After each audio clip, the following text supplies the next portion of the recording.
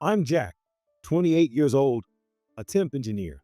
I want to become a full-time employee, but no one would hire me because I only have a middle school education. The reason I didn't finish high school is because of my parents' divorce. My dad cheated and left right when I was supposed to start high school. He didn't pay any alimony or school fees, so I had no choice but to get a job. He's a real piece of trash. My mom cried and apologized. I'm sorry. I know you really wanted to go to a technical high school, but I couldn't make it happen. I'm really sorry. It wasn't her fault at all. She worked hard to raise me. My dad was a drunk and would get violent. The only good thing he did was bring money into the house. Honestly, I was glad they got divorced. It was sad that I couldn't go to high school, but thinking about my mom made it not matter as much. I started working at a convenience store with my mom. I definitely didn't want to work part-time forever, and I wanted to support my mom by becoming a full-time employee. I kept working hard with the goal of taking my mom on a trip someday. I always loved mechanical stuff, so studying on my own was actually fun. After that, I got some certifications and worked hard to get a job in it. But there were still very few places that would hire me full time, and I mostly got part time jobs. After a lot of ups and downs, I settled into a temp job, and then I got married to my girlfriend at the time, Amy. I originally met her at the same school, and we reconnected while working at a convenience store. She was kind hearted and quiet, and she warmly accepted my family situation. Jack, you really work hard. I love that about you. I'll always support you.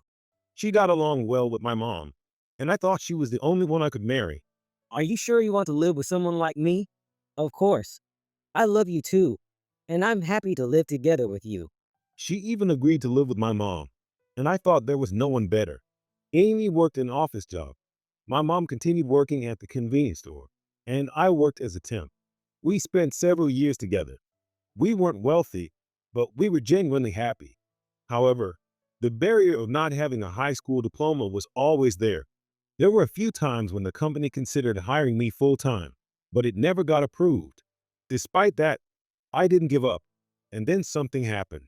I was assigned to a fairly large company. I vowed to aim for a full-time position there, but I met the worst boss. The man I met at the new company was named Mike, and he immediately targeted me. Hey, is it not done yet? I need it for the next meeting.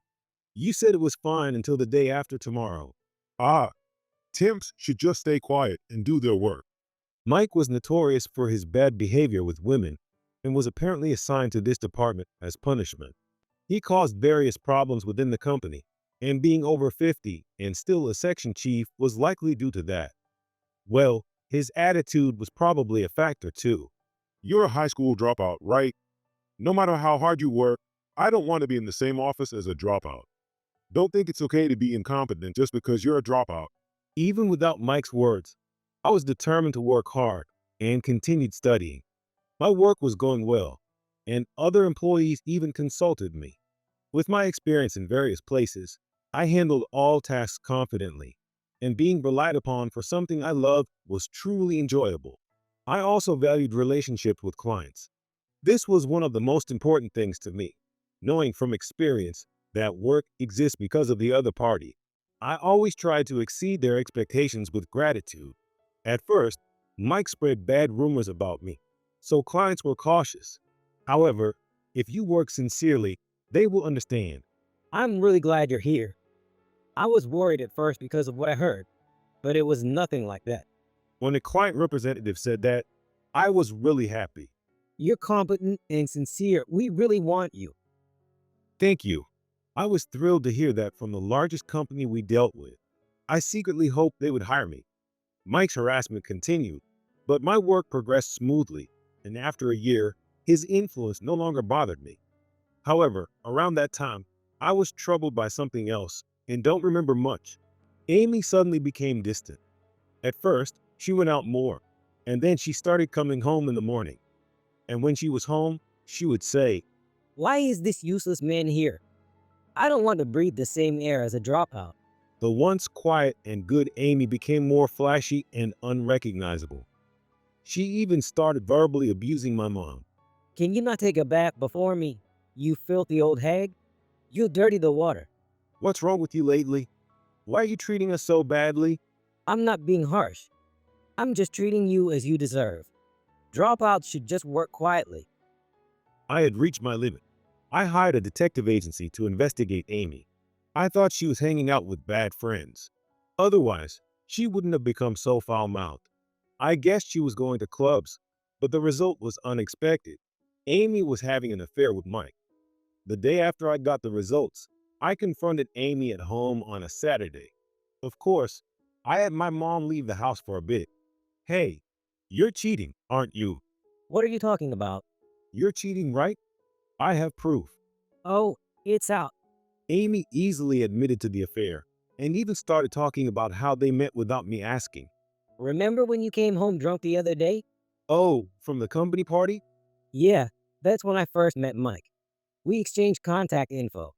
Mike is kind and considerate, really the best. Unlike you, he graduated from a prestigious university and is a section chief. He's amazing. Compared to him, you're just a dropout temp. Mike was right. Even if he's perfect, cheating is still wrong. I'm going to demand compensation from both of you. It seemed Mike's influence was behind her disdain for dropouts. Amy was cute, so Mike targeted her. But she shouldn't have been swayed by that. When I spoke firmly, Amy frowned and started making a call. A few minutes later, Mike showed up at the house. Hey, don't interrupt our date. Sorry, Mike. The dropout is being noisy. It's okay. Amy, you're not at fault. What are you talking about? You won't pay compensation, and you're fired starting tomorrow. Then they laughed and left the house. And Amy never came back after that day.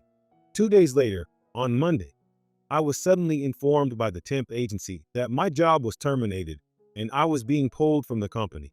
Apparently, Mike fabricated bad rumors about me and told them to the temp agency and my boss. I had never done anything like that, but my explanations to the temp agency and my boss were ignored, and it was decided that I would leave the company. With no time to grieve over my resignation, I became busy with the handover process. My emotions were a mess, but I tried to work calmly. I handed over important data, shared folders, and prepared documents summarizing the handover details. I included the characteristics and needs of each client and things to be careful about. When I handed over the completed documents to the department, Mike found them and said, Hey, is this a handover document from a dropout? "This is really important." Shut up. He tore it up right in front of me. As I stared in shock at the torn documents, What? Got something to say? everyone around looked troubled, but no one helped. Even a guy like him was still the boss. I left the office feeling awful, and so I resigned and officially joined the ranks of the unemployed. At the same time, my divorce with Amy was finalized. On the day I resigned, Amy brought the divorce papers and demanded I sign them. Hurry up and sign. I'll take only what I need, so you handle the rest. Amy left without a care. I almost cried several times, but my mom was there to support me. You really did your best.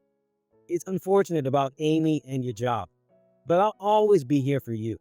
My mom is truly kind. She must have been hurt too, but she worried about me, who had been treated so badly and forced to quit my job. A few months later, I got a call from Mike. Hey, what have you done? What are you talking about? Ever since you left, we've been getting nonstop notifications of terminated contracts. They say they won't do business without you, and the company's in chaos. I was shocked by Mike's voice. I did a proper handover. The documents had really important information. You never said it was that important. Did you say it was important? When I said my final goodbyes to the clients, they all said they would stop doing business if I wasn't there. But I thought they were joking. I lightly assured them I'd do a proper handover, but they weren't joking. Please, Jack, come back. I'm under strict orders from above. If you don't come back, I'll face the same fate. No, well, I can't. Why not? There's no place that would hire someone like you. I'm begging you here. Be grateful. But I'm working somewhere else now. Even if you're working, it's just a part-time job, right? This is the only place you can work. I'm offering you a chance to become a full-time employee, and you don't even realize it. That's why you're a loser. In response to Mike's anger, I decided to tell him the truth. Actually, I'm working full-time at the top company in the industry where Roy works. What? Yes, Roy scouted me after hearing I had quit. Roy? From the client company? That's amazing. I continued. Right after I quit, Roy called me. Have you decided where to work next? Not yet. Great. Would you come work for us? He invited me. So, you're working at Roy's company now? Yes, Roy values experience over education. He asked me to join a new project, so of course, I accepted. Mike fell silent upon hearing that. So, don't bother me anymore. I'm working hard at my new job. I'm not like you. After hanging up, I was confident in my success at the new job and resolved to move forward, leaving past troubles behind. I started working for Roy. I couldn't forget the terrible things Mike did, but in the end, it turned out for the best. I'm really grateful to Roy. One day after starting at the new job, I called Mike. Thanks to your lies, I'm now working at a great company. Thanks. And I'll be demanding compensation. If you don't pay, I'll see you in court. I've already hired a lawyer. Also, Mike, you really like fooling around with women, don't you? I never thought you'd go after the director's wife. How do you know that? I'm sending the evidence to the director. Well, you brought this on yourself. No way. And that ended my conversation with Mike. I never saw him again. I happened to get the evidence of Mike's affair with the director's wife, and I thought it was the perfect time to bring him down. After that, Mike was forced to resign due to the director's anger. He was also sued for compensation, and with my claim added, he ended up with nearly $100,000 in debt. With no savings, he had to borrow from a loan shark. He thought he'd find another job quickly, but he couldn't get a full-time position and settled for part-time work. All he had left was debt. Of course, he broke up with Amy. I also demanded compensation from Amy, so she ended up in debt too. 6 months later, Amy begged to get back together. Please, Jack. I was deceived by Mike. Let's live together again, the three of us. I realized you're the only one for me. I only love you. So, cancel the compensation. You're working at a great company now, right? You don't need the money. Amy cried and selfishly pleaded. Just as I was about to say something in anger, my mom spoke up with a furious voice. Shut up. A woman as dirty in mind and body as you has no right to be involved with my son.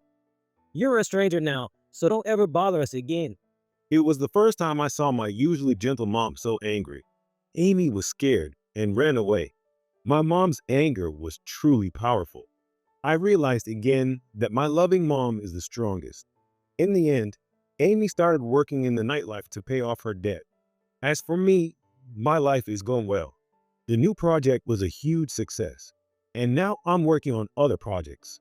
I'm planning to take a promotion exam soon, and I aim to keep advancing and earning money so I can take my mom on an overseas trip someday.